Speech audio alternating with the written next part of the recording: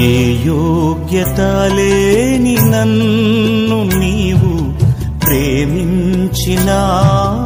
దేవా, ఏ అర్హత లేని నన్ను నీవు రక్షించినావు ప్రభు. ధ్యానము నిమిత్తమై మొదటి తిమోతిలకు రాస్తూ అపోస్తుడైన పౌలు, మొదటి తిమోతికి వ్రాస్తూ అపోస్తుడైనటువంటి పౌలు ప్రియులారా మాట్లాడినటువంటి విషయాన్ని మొదటి అధ్యాయం దయచేసి 15వ చరణం చదువుకుందాం. పాపులను రక్షించుటకు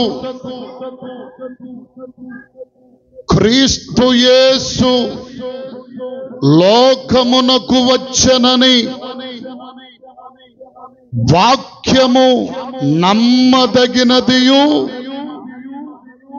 పూర్ణ అంగీకారమునకు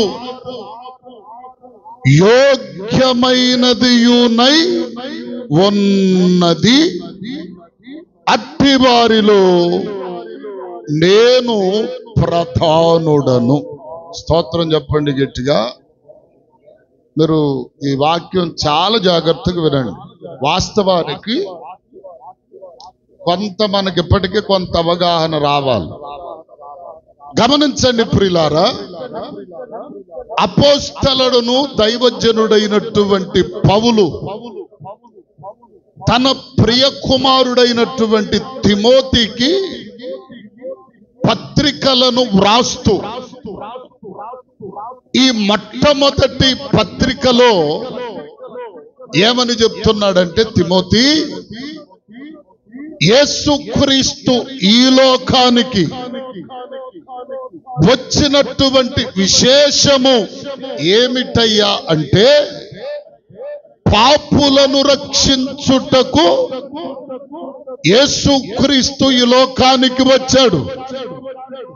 ఆయన వచ్చిన కారణం ఏమిటంటే పాపులనే రక్షించుటకు, కానీ పరిశుద్ధులైన వారిని రక్షించుటకు కాదని వాక్యము తెలియచేస్తూ అక్కడేమంటాడు, ఈ వాక్యము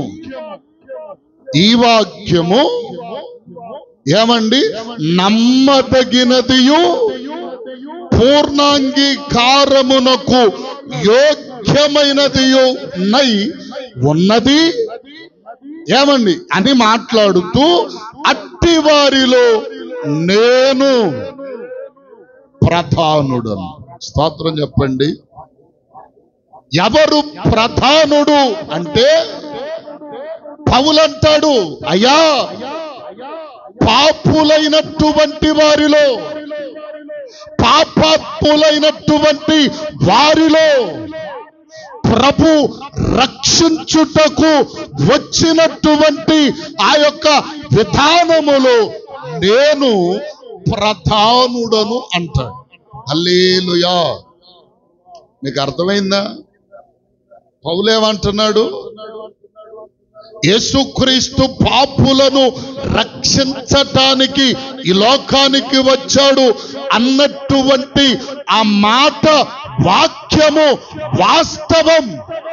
అయితే ఈ పాపులైన వారిలో నేను ప్రధానుడను అంటాడు. ఎవరు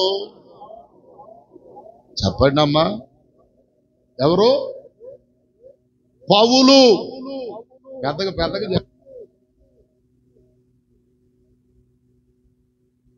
హల్లెలూయా.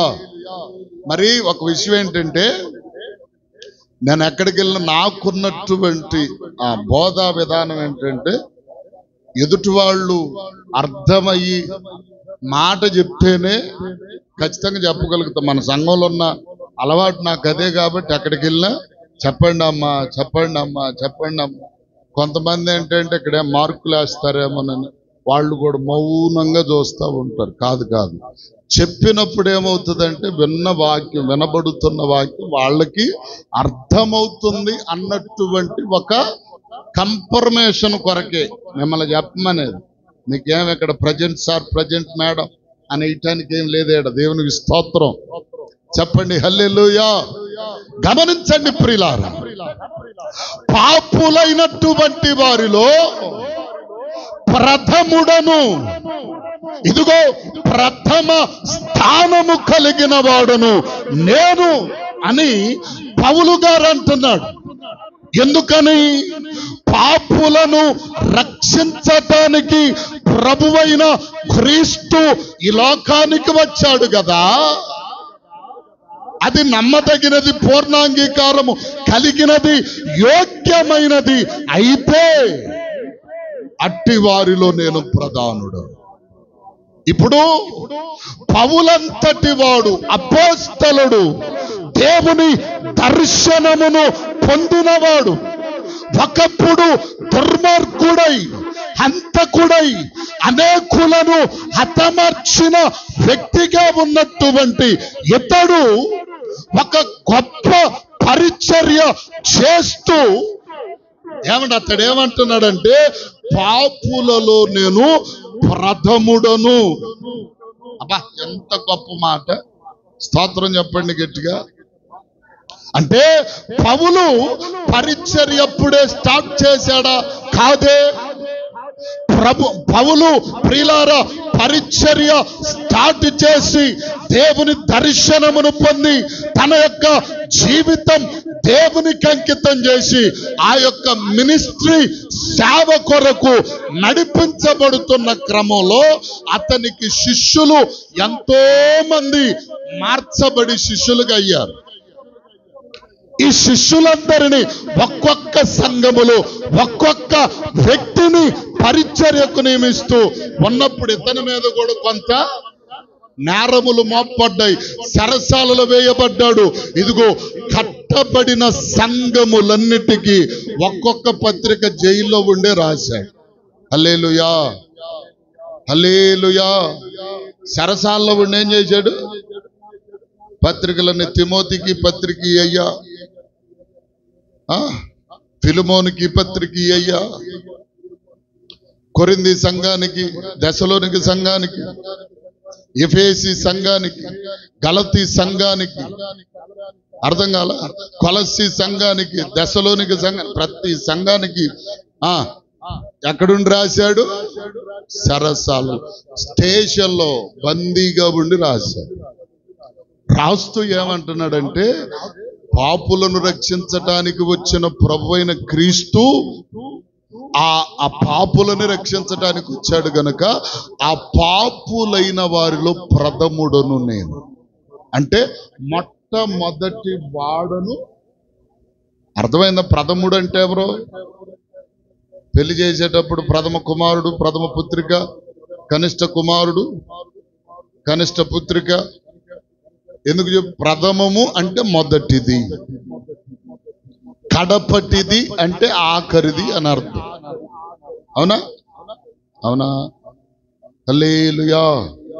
ఇక్కడే ఉన్నారు కదా అమలారా, గమనించండి. ఇప్పుడు వాక్యములోనికి మనం వెళితే పౌలు ఒక సేవకుడై ఉండి, అపోస్తలుడై ఉండి, దేవుని పరిచారకుడై ఉండి, దేవుని పరిచర్య ఘనమైన రీతిలో చేస్తున్న ఇతడే అంటున్నాడు, నేను పాపులలో ప్రథమ స్థానము కలిగిన వాడిని అని తన్ను తాను ఒప్పుకుంటున్నప్పుడు, ఈరోజు మనల్ని మనం ఎలా ఎంచుకుంటాం చెప్పండి? నాకు నేను తెల్ల బట్టలు వేసాను కదా పేద పరిశుద్ధుడు అనుకుంటానా? పౌలంతటి వాడే పాపులలో నేను ప్రథముడను అని అనుకున్నప్పుడు, పౌలు చరిత్ర మనం చూస్తే క్రీస్తు యేసుని పోలి నేను నడిచిన ప్రకారం మీరు నన్ను పోలి అంటే యేసయ్యను యేసు ప్రభు ఎలా నడిచాడు అలా నడిచిన వాడు పౌలు. స్వార్థము లేదు, అసూయ లేదు, సంపాదన మీద వ్యామోహం లేదు. ప్రతి ఒక్కరిని ఒకే మనస్సుతో, ఒకే ఇదిగో ఆప్యాయతతో, భేదము లేకుండా మనస్సు నిండా ఇదిగో క్రీస్తు యేసు నింపుకున్న ప్రేమనే నింపుకొని నడిచిన వాడు పౌలు. అంతటి పౌలు నేను పాపిని అంటే, ఈరోజు చాలా మంది సంఘములో ఉన్నవారు, మన సంఘంలో కూడా అర్థం కావట్లే. నేను చాలా పౌలే ఏమనుకున్నాడమ్మా, 13 పత్రికలు సంఘాలకు రాసి ఒక గొప్ప పరిచర్య చేసి క్రీస్తు కొరకు అనేకమైన దెబ్బలు తిని దేవుని కొరకు తన ప్రాణాన్నైనా లెక్క చేయకుండా ఇదిగో ఆఖరి పర్యంతం వరకు క్రీస్తు కొరకు బ్రతికిన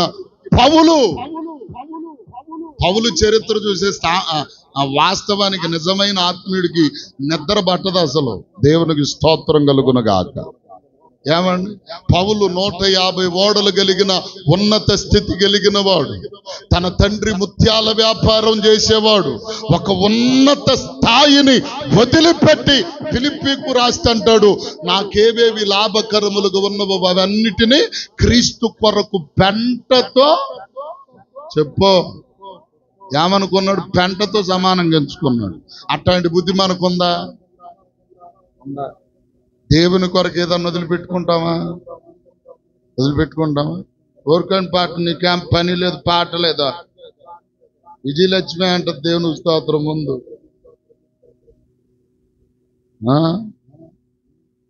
హల్లెలూయా చెప్పండి, హల్లెలూయా. దేవుని కొరకు ఏదైనా నష్టపుచ్చుకుంటావు, దేన్నైనా వదిలేసుకుంటావా అంటే ఏం వదులుకోలేవు.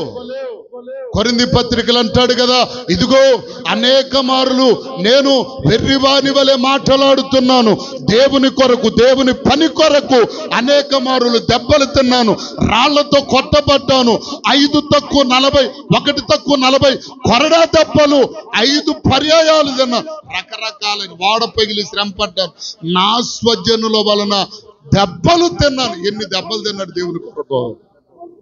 ఒక దెబ్బన తిన్న దేవుని కొరకు నువ్వు ఏమండి? ఆ మాట చదువుతారా? కొరింథీ పత్రిక దేవుని ఎన్నో కొరిందమ్మా, 2 కొరింథీ 11:23 నుండి 23 నుండి చదువమ్మా.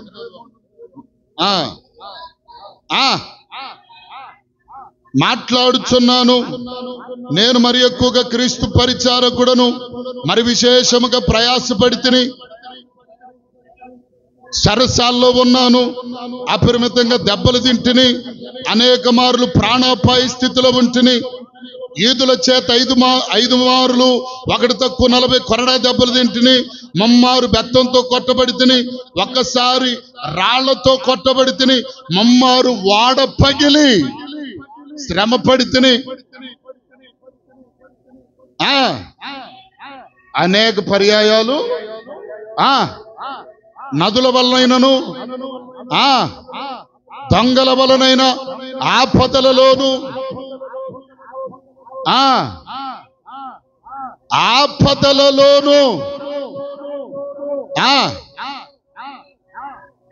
అరణ్యములలో ఆపదలలోను కపట సహోదరుల వల్ల ఆపదల్లోనూ ప్రయాసపడితిని, ప్రయాసముతోను కష్టముతోను తరచుగా జాగారముతోను ఆకలి దప్పులతోను తరచుగా ఉపవాసములతోను చలితోను దిగంబరత్వముతోను నేను గడుపుతూ వచ్చాను. ఇంకా చెప్పవలసినవి చాలా ఉన్నాయి అన్నాడు. హల్లెలూయా. ఇన్ని పడ్డాడు, వీటిలో నువ్వు ఒక్కటన్నా పడ్డావా? అట్లాంటి వ్యక్తి పాపులలో నేను ప్రథముడను అని తన్ను తాను ప్రత్యేకంగా చెప్పుకున్నాను. నేను ప్రథమ పాపిని. హల్లెలూయా. ఎవరంటున్నారు ఈ మాట?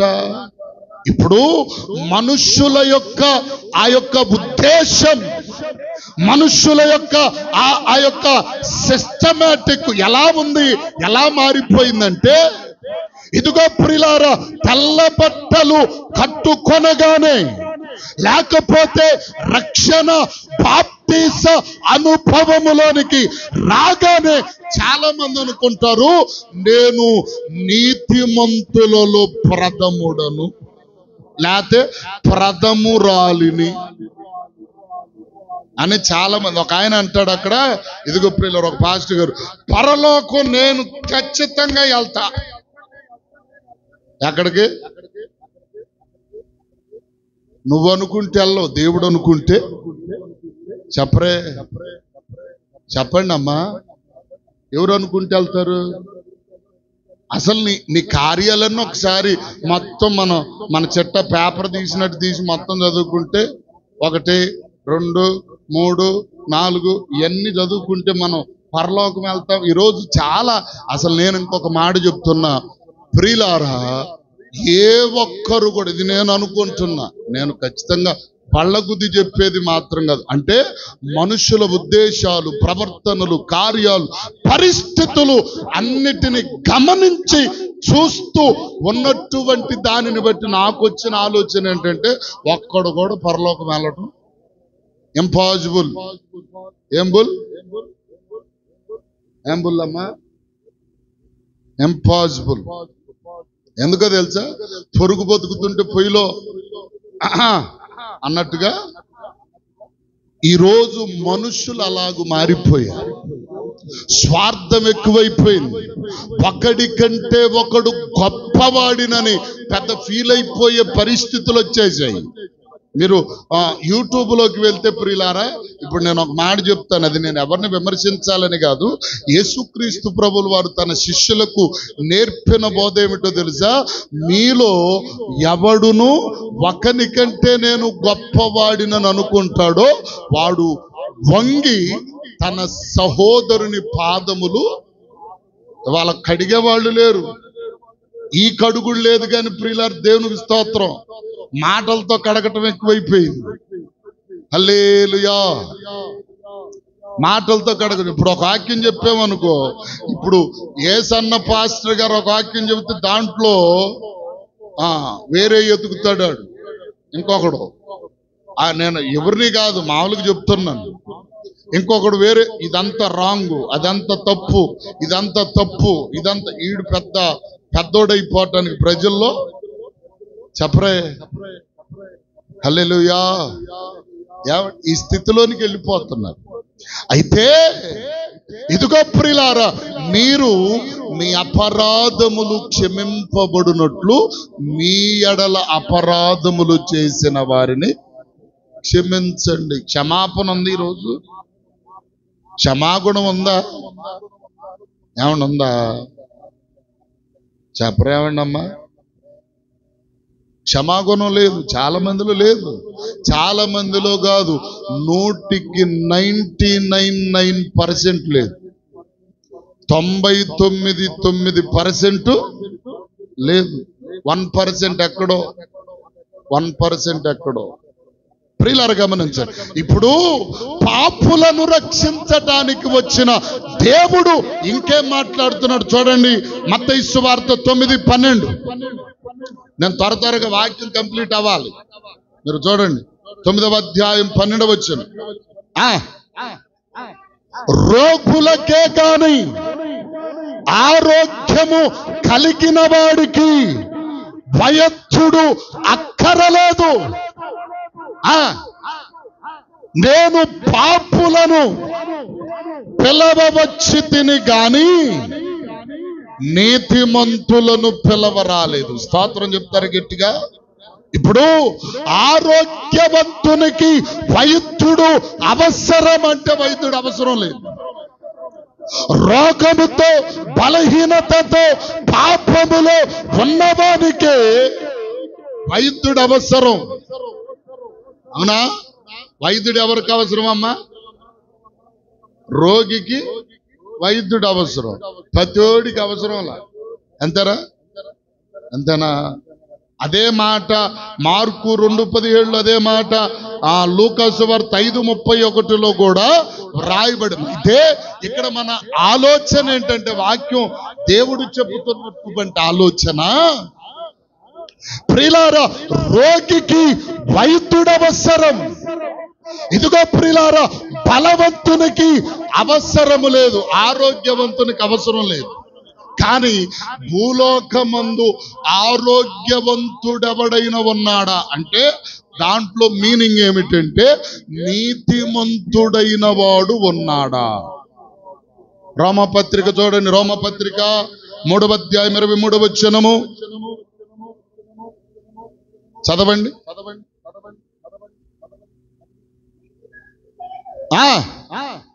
లేడు, దేవునిని వెతకువాడెవ్వడును లేడు, అందరూ త్రోవ తప్పి. అమ్మా నేను చదవమంది ఇది 3:11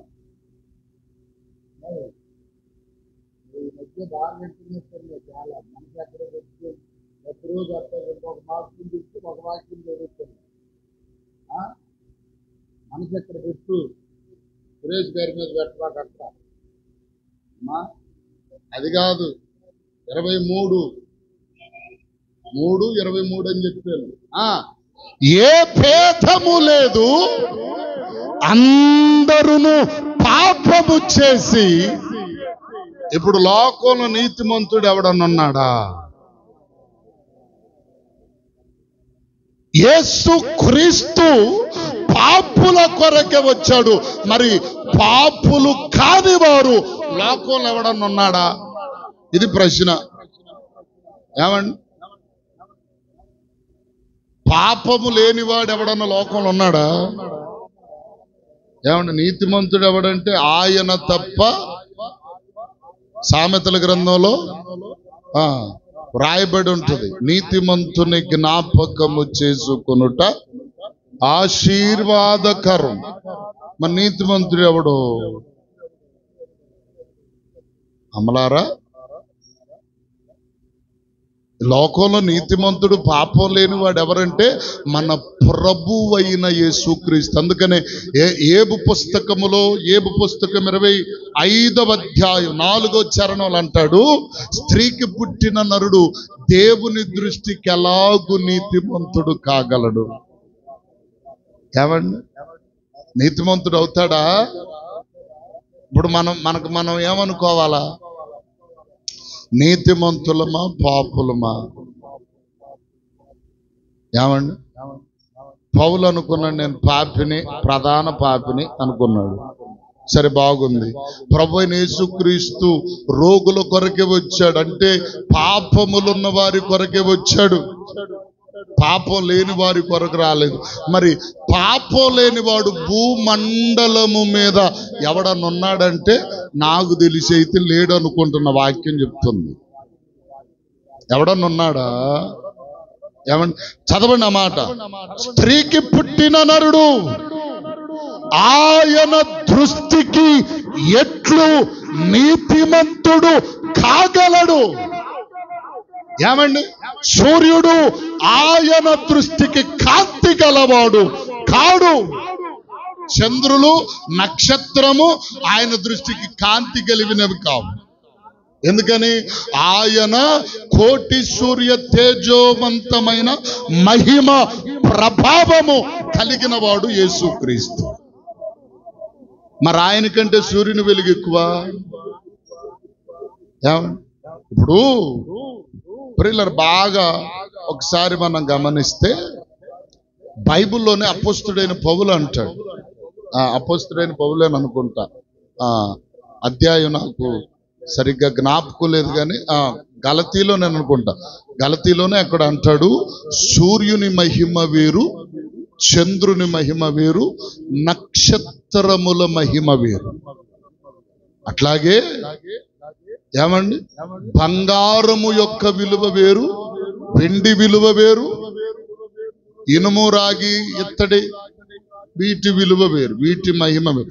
వీటిల్లో సూర్యుని మహిమ గొప్పదా, వెండి మహిమ గొప్ప, చంద్రుని మహిమ గొప్పదా? అమ్మా చెప్పరే, సూర్యుని మహిమే కదా. సూర్యుని మహిమతో చంద్రుడు కూడా సూర్యకాంతిని పీల్చుకొని చంద్రుడు ఏం చేస్తుంది, రీఛార్జ్ అయ్యి రాత్రంతా వెన్నెలనిస్తుంది. మరి బంగారం మహిమ ఎక్కువ, వెండి మహిమ ఎక్కువ? చెప్పరే, బంగారమే ఎక్కువ కదా. ఎందుకంటే బంగారం మనందరికీ కావాలి కాబట్టి బంగారం బంగారమే. హల్లెలూయా. ఏమండి, బంగారం బంగారమే. సూర్యుడు సూర్యుడైతే వీటన్నిటికంటే మెన్నయైన ప్రభావము కలిగిన వాడు దేవుడు. ఏమండి, వీటన్నిటికంటే. అందుకనే ఆ అపోస్తుడైన పౌలు యాకోబు అంటాడు ఏమనంటే, ఎబ్రీ పత్రికలో లాస్ట్ లో అంటాడు ఏమండి, కోటి సూర్య, ఎబ్రీ పత్రికలోనికి రండి 13వ అధ్యాయంలో 12లోనో 13లోనో అంటది ఆ మాట. ఏమండి,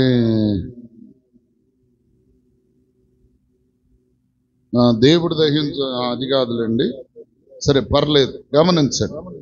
ఏమండి, దహించు అగ్ని అయ్యున్నాడు అనే మాట ఉంది.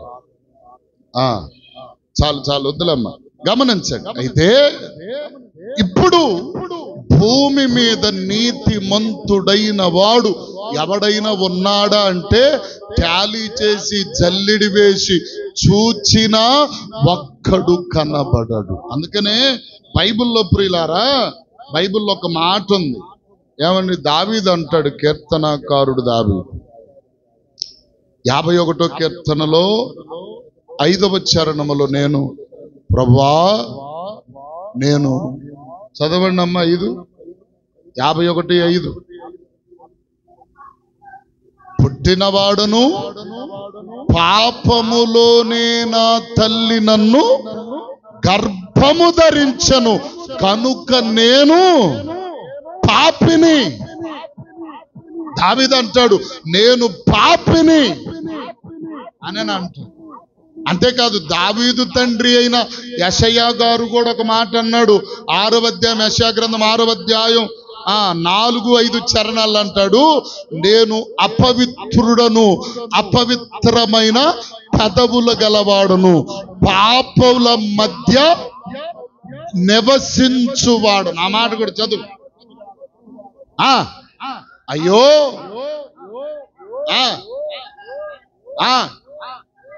అపవిత్రమైన పెదవులు గల నేను నశించితిని, సైన్యములకు అధిపతియు. దేవునికి స్తోత్రం. ఇంకా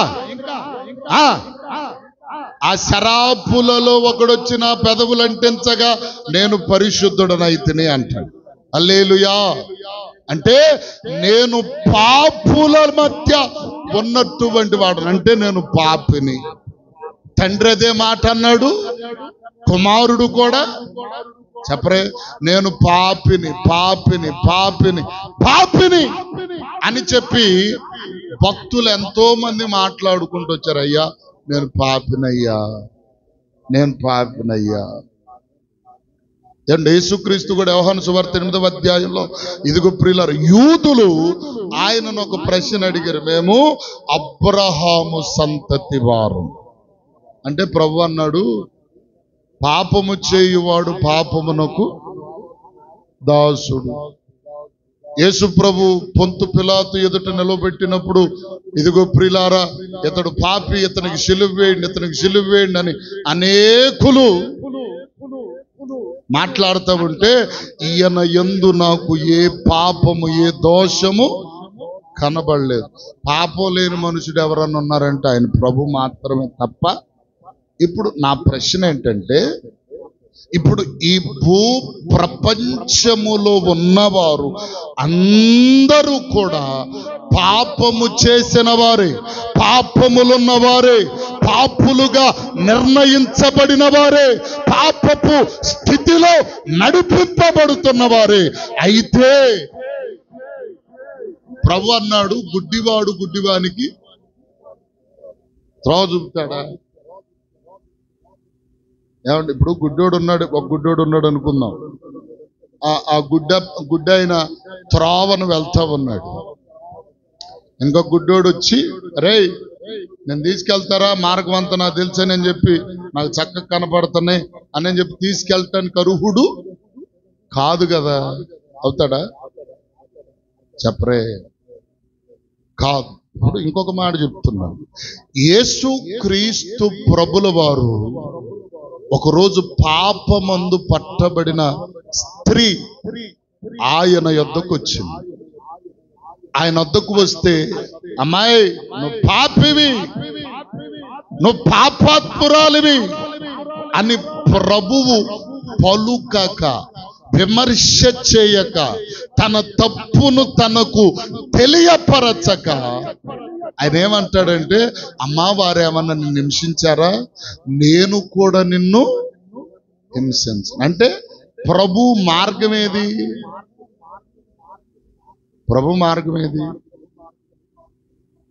ప్రభు మార్గం ఏదండి? చెప్పరే. నిన్న ఒక వీడియో వింటా ఉన్నాను. అత్తంట కోళ్ళకి చెప్పిందంట, అమ్మాయి చట్టి ఏరబాక కూర వేసేటప్పుడు అని అందంట. అత్త ఎవరికి చెప్పింది? సంటమ్మ గారు విజయలక్ష్మికి చెప్పింది. సరేనా అత్తయ్య అని అంద విజయలక్ష్మి. వినయానికి మా అమ్మాయి చాలా నిదర్శనం. సరే, తెల్లారి కొంచెం మంది ఎక్కువ వచ్చారు, కూర అంతా అయిపోయింది, అడుగు పొడుకుంది, ఏం చెయ్యాలి?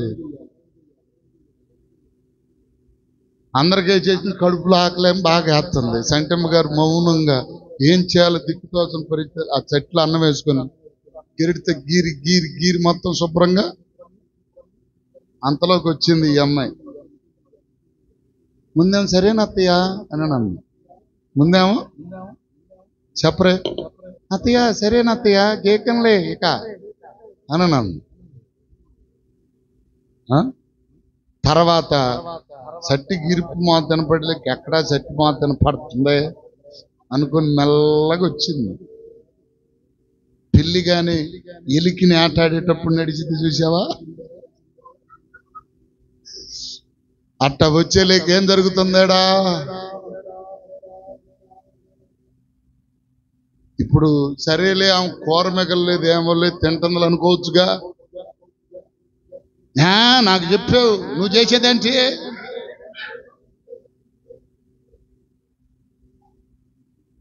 నేను ఎందుకు చెప్తున్నానంటే, ఒక గుడ్డివాడు గుడ్డివానికి త్రోవే చూపటానికి అర్హుడు కానప్పుడు భూప్రపంచములో ఉన్న ప్రతి మనుష్యుడు పాపియే గనుక ఇంకొక పాపిని ఒక పాపి విమర్శించదగటానికి అర్హుడు కాదు. నేను ఎలా పాపినవుతాను అని నేను అనుకుంటాను అనుకో. వాక్యం చెప్తుంది, నేను పాస్టర్ గారిని కదా, నేను పాపిని ఎలా అవుతాను? మరి పౌలు అదే అన్నాడు కదా. పౌలు ఏమన్నాడు? నేను పాపినట్టు అవుతాను అనుకుంటావేమో నువ్వు.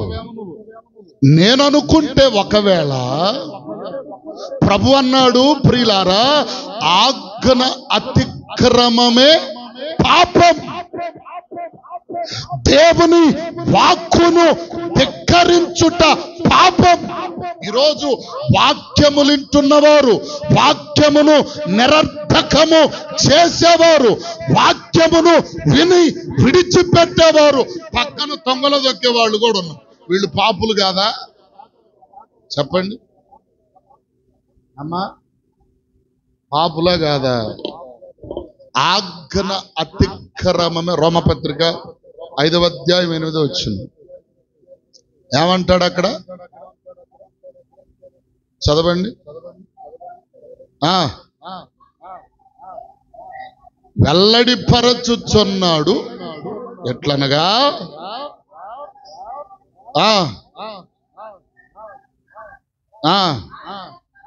అదేనా? చదువు.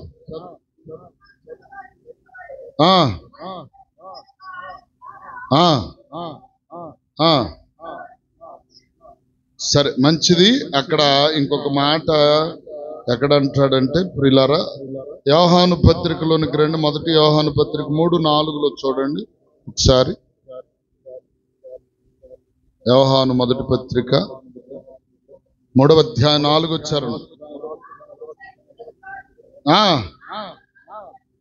ఆజ్ఞను అతిక్రమించును, ఆజ్ఞ అతిక్రమమే పాపము.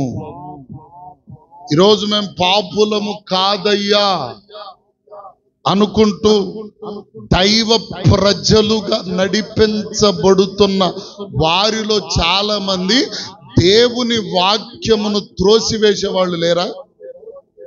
ఉన్నారు లేరా? ఏమండి, ఉన్నారా లేరా? తోసేసేవాళ్ళు లేరు. ఇంకొక మాట చెప్తున్నా, మీ కాపరి స్వరమును మీరు వినండి అని వాక్యం చెప్తుంది. నా మాట వినేవాళ్ళు ఎవరైనా ఉన్నారు ఇక్కడ? అది ఆజ్ఞ అతిక్రమే కదా. చెప్పరే, ఒకళ్ళో ఇద్దరు ముగ్గురు నలుగురు ఎవరో దైవజనుడు అనే భయం, దేవుని ప్రతినిధి అనే భయం కలిగిన వాళ్ళు తప్ప ఒక్కళ్ళన్న వినేవాళ్ళు ఉన్నారు. దేవుని స్తోత్రం. ఎన్నిసార్లు చెప్పు. ఏమండి, చెవులు సాగబిక్కని అంటారే కానీ దేవుని స్తోత్రం.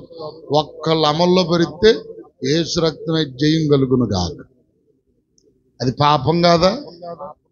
చెప్పండి.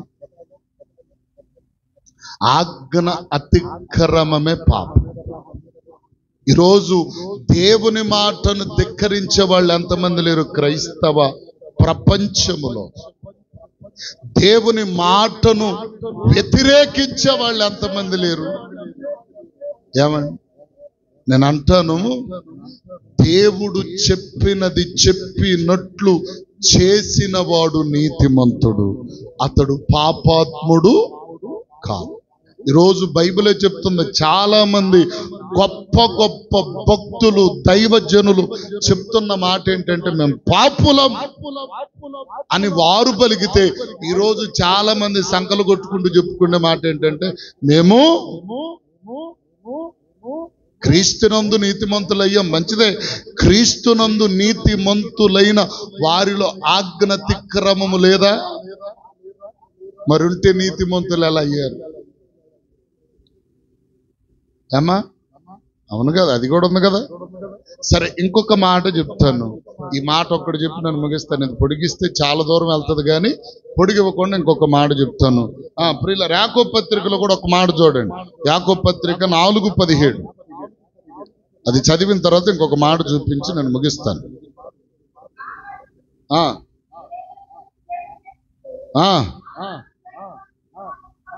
దేవునికి స్తోత్రం చెప్పండి గట్టిగా.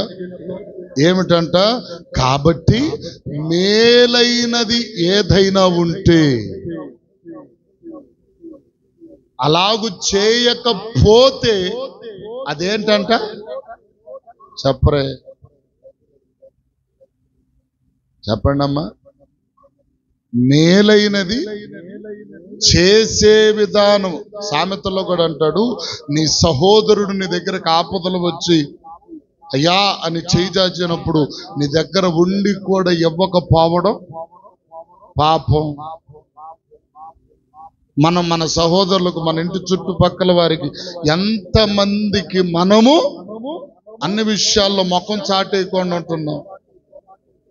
అది పాపం కాదా? హల్లెలూయా. యేసుప్రభు అంటాడు, నేను వస్త్రహీనుడనై వచ్చినప్పుడు మీరు నాకు బట్ట ఇయ్యలేదు, ఆకలి కొని వచ్చినప్పుడు నాకు ఆహారం ఎట్టొచ్చాడు ప్రభు నీ దగ్గరికి? సాక్షాత్ యేసుప్రభు, నువ్వు మరిమ్మ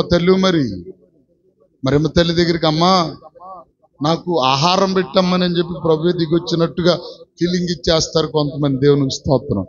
ఎవరు వస్తారంటే, దిక్కులేని వారు, వస్త్రహీనులుగా, ఆకలి దప్పులతో నీ యొద్దకు వచ్చినప్పుడు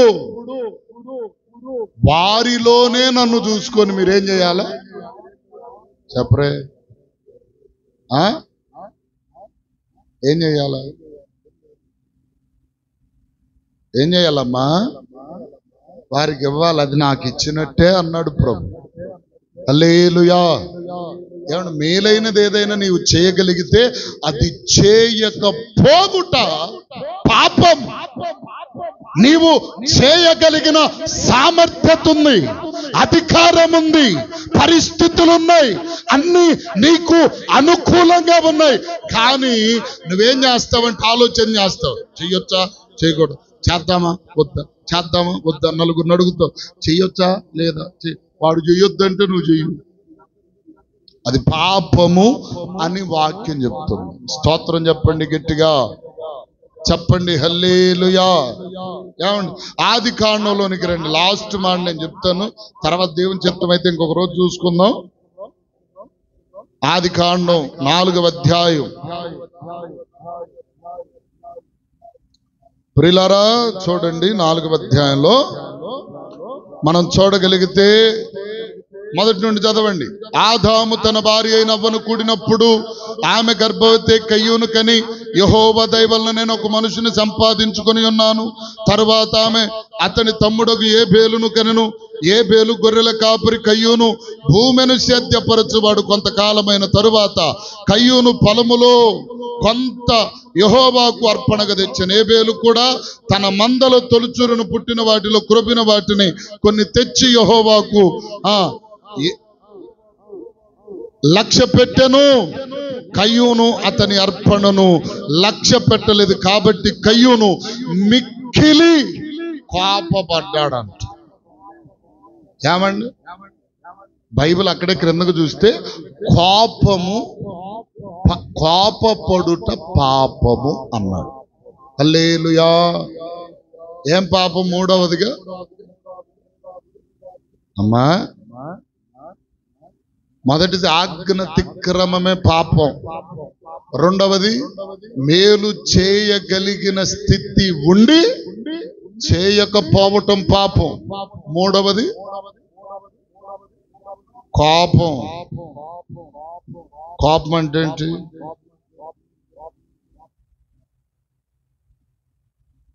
కోపం ఒక చిన్నప్పుడు వేమన శతక పద్యం ఉంది.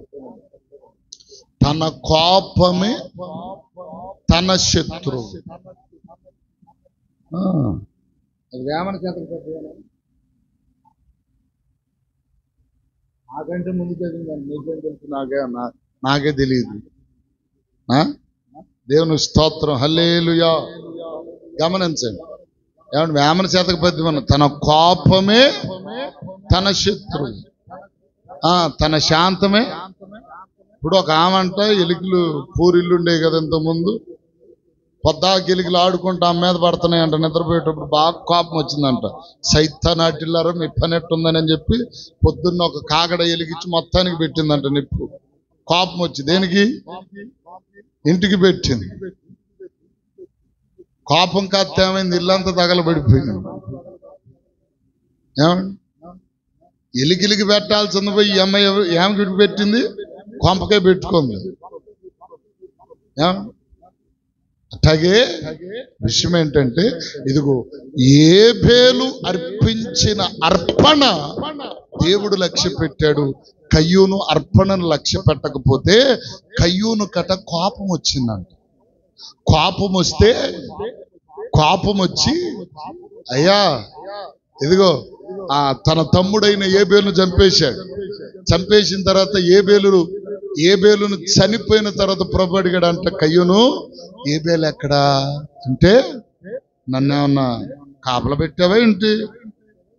నేనేమన్నా కాపలానేంటి అని చెప్పి అడిగేసి అన్నప్పుడు ప్రభు అన్నాడు, అక్కడ చూడండి, కయ్యూనుతో యెహోవా కయ్యూనుతో నీకు కోపమేలా, ముఖము చిన్నబుచ్చుకొని ఉన్నావేమి? నీవు సత్రియ చేసినడలా తలనెత్తు కొందువా, సత్రియ చేయనిడలా వాకిట పాపము. కొంచెం పాపం వల్ల వచ్చేదేంటది? పాపం. కోపపడుట పాపం. అందుకనే దేవుని వాక్యాల్లో అనేక పర్యాయాలు యేసు ప్రభు వారు చెప్పింది ఏంటంటే, ఒకవేళ నీ సహోదరునితో కోపం వస్తే సూర్యుడు అస్తమించేలోపు నీవు సమాధాన పడకపోతే అది పాపముగా మారుతుంది. హల్లెలూయా. ఈరోజు నా ఉద్దేశం వల్ల ఈ వాక్యం చెప్పటంలో గల ఉద్దేశం ఏంటంటే, సంఘములో మనమందరం ఎలా ఏమన్నాం అమ్మా? నేను పాస్టర్ని అని గర్వించే స్థితి నాకు లేదు. ఇంకొకరు చెప్పరే, విశ్వాసులైన వారు ఏమండి గర్వించదగిన విశేషత లేదు. ఎందుకంటే మనమందరము పాపులమే. అర్థం కావట్లా? పాపములో నుండి క్రీస్తు యేసు రక్తములో కడుగబడి పరిశుద్ధులుగా మారటానికి ఒక్కొక్క మెట్టు అతిశయాన్ని చంపుకొని, పొగరును చంపుకొని, కోపాన్ని చంపుకొని, గర్వాన్ని చంపుకొని, ప్రియులారు దేవునికి స్తోత్రం, ప్రత్యేకతను చంపుకొని, మొత్తాన్ని చంపుకొని మెల్లిగా చచ్చిన కుక్కవలే మారి అన్ని తగ్గించుకొని దేవుని సన్నిధిలో అపోస్తలల నడిపింపులో 7 మెట్టులు ఉన్నాయి. శిఖరాగ్రస్థాయి మెట్టు అని.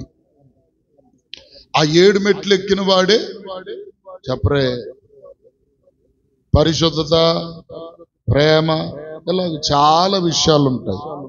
7 రకాలైన మెట్టులు, 7 రకాలైన అనుభవాలు. ఒక్కొక్క అనుభవం దాటుకుంటా చెప్పరే. ఇంకొక మాట, ఒక్క మాట చదవండి. యెహెజ్కేలు పుస్తకం 47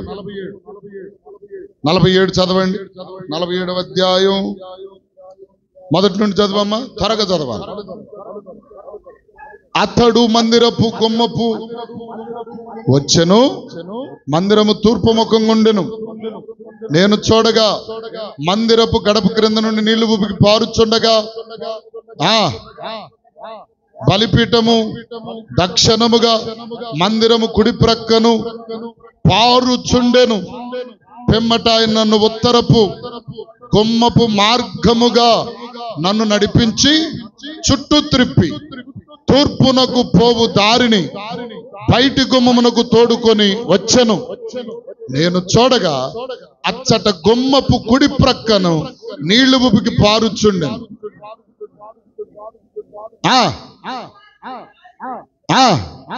1000 మూరలు కొలిచి ఆ నీటి గుండా నన్ను నడిపించెను. అవి చీలమండలలో తొచ్చాయి. మొట్టమొదటిగా 1000 మూరలు కొలిచాడు. 1000 మూరలు కొలిసి 1000 మూరలు ఒక మెట్టు. ఏమండి 1000 మూరలు చెప్పండి, ఒక మెట్టు. ఈ 1000 మూరల గుండా నీటిలో నన్ను నడిపిస్తే చీలమండల లోతు వచ్చాయి. అంటే గిలకల లోతు. మనకి గిలకలు ఉంటాయి కదా, పాదం పైన కొంచెం బుడుపులు, అక్కడ దాకా ఎంత దూరం వెళ్ళినా ఆ 1000 మూరల కొలిచి ఇచ్చినంత వరకు వెళ్ళినా సరే అక్కడి వరకు ఎంత ఉంది లోతు. ఇది నడిపింపు అనుభవమును సూచిస్తాం.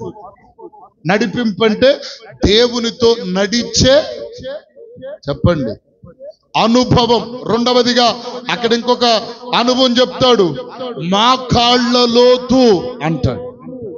ఇంకా 1000 మూరలు కొలిచిస్తే మా కాళ్ళ లోతు వచ్చాయి. మా కాళ్ళు అనగా మా కాళ్ళ అనుభవం అంటే ప్రార్థన జీవితం. రెండో స్టెప్ ఏంటి చెప్పండి? మొదటి స్టెప్ నడిపింపు, రెండో స్టెప్ ప్రార్థన అనుభవం, మూడో స్టెప్ ఏముంది అక్కడ? ఏమండి నడుముల లోతు. ఇంక 1000 మూరలు కొలిచిస్తే నడుము లోతు వచ్చినాయి. ఏమండి తర్వాత కుతికెల లోతు వచ్చింది. తర్వాత ఏదలేని మహావిస్తారమైన నది. అంటే ఒక్కొక్క మెట్టు మన ఆత్మీయ జీవితంలో నడిపించబడుతుంది. అలాగూ నడిపించబడాలి. ఇప్పుడు ప్రియులారా, మనము ఏమండి దేవుని దృష్టిలో అందరం ఒక్కటైన వారమే. మనము పరిశుద్ధులమైన ఏమండి పాపులమైన దేవుడు మనల్ని ఎవ్వరిని విడిచిపెట్టడు. ఒక పాపి పరిశుద్ధునిగా మారాలంటే ఎన్నో అనుభవాల గుండా ప్రయాణం చేయాలి. ఒకటి ఏమన్నా అక్కడ మనం చూసాం, ఆజ్ఞ అతిక్రమించకూడదు, నువ్వు మేలు చేయగలిగి చేయకపోకూడదు. తర్వాత కోప్పడకూడదు. కోప్పడేవారు దేవుని దృష్టిలో ఎలా ఉన్నారు ఇప్పుడు? చెప్పరే కోపం ఎంత తోళ్ళకు చూడండి. దేవునికి స్తోత్రం. ఎంత ఉండరు. మా బావమరిది కొడుకు ఎంత ఉంటాడాడు ఏమంటే ఓరకిట్ట అంటుంటాడు, ఓరకిట్టాగే అంటుంటాడు పొద్దా. వాడి దగ్గర ఫోన్ తీసుకుంటే దేవునికి స్తోత్రం 5 6 మొత్తం పోపిస్తాడు. అంటే వాడి దగ్గర ఫోన్ తీసుకుంటే ఊరుకోడు. వాడి చేతులకు ఫోన్ ఇచ్చి మళ్ళా ఫోన్ తీసుకుంటే ఎదుటిన్న వాళ్ళు మొఖాలు పగిలిందా కొడుతుంటాడు. ఆడికి అంత కోపం. చూడండి, అట్లా కోపము దేవుని దృష్టిలో పాపం. కోపము దేవునికి అసహ్యమైన కార్యం. కోపమే కాదు, మేలు చేయకపోవటమే కాదు, ఏమండి ఇంకా ఆజ్ఞ అతిక్రమించటమే కాదు. ఇవన్నీ పాపములుగా పరిగణింపబడినప్పుడు వీటిలో ఒకటో రెండో ఏటో ఒకటి దాంట్లో మనం తప్పిపోయి పాపులుగా ఉంటున్నాం. మనము పాపులమై ఉండి ఇంకొకవేళ ఇంకొక ఎదుటి వ్యక్తి పాపి అనుకుంది, ఆ పాపిని పాపి అని ముద్ర వేయడానికి చెప్పరే మనకు అర్హత ఉందా? నాకు లేదు, నాకైతే లేదు. నీకు లేదా? నాకు లేదు. ఇప్పుడు అందరు లోకంలో చాలా మంది 100కి 100% పాపులే ఉన్నారు. పాపిని పాపి అంటే పాపి ఈ పాపి. అందుకని యేసు ప్రభు ఎక్కడ ఎత్తేవా చేయలేదు, ఎవరిని కూడా ఎత్తేవా చేయలేదు. ఇస్కరియోతు యోధాను సైతం అయ్యా మీలో ఒకడు నన్ను అప్పగించనై ఉన్నాడు అన్నాడే. కానీ ఎవరు ప్రభువా మనుషుడంటే అదిగా దుర్మార్గుడు ఉన్నాడు చూసావా వాడేనల్లా. హల్లెలూయా చెప్పండి, హల్లెలూయా. అందుకనే మనము ఇంకొకరిని ఏలెత్తి చూపక మనము అందరినీ కలుపుకొని అందరితో సమాధాన సహితమైన సంబంధం కలిగి మనం నడిపించబడినప్పుడు ఓర్పు, పరీక్ష నిరీక్షణ వీటన్నిటికంటే ప్రేమంట ప్రతి పాపమును కప్పివేస్తుంది. ఇప్పుడు మనలో కావాల్సింది ఏంటి? ప్రేమ కావాలి. పాపం పాపం పాపం పాపం ఏ పాపం ఉన్నా ఆ పాపములన్నిటినీ కప్పివేస్తుంది. కాబట్టి అలాంటి కృప ఆధిక్యత ప్రభు మనందరికి ఇచ్చినట్లు ప్రభు సన్నిధిలో ప్రార్థిద్దాం. అందరూ తల్ల వంచండి. దేవుని చిత్తమైతే మరొక పర్యాయం ఈ మాటలన్నీ మనం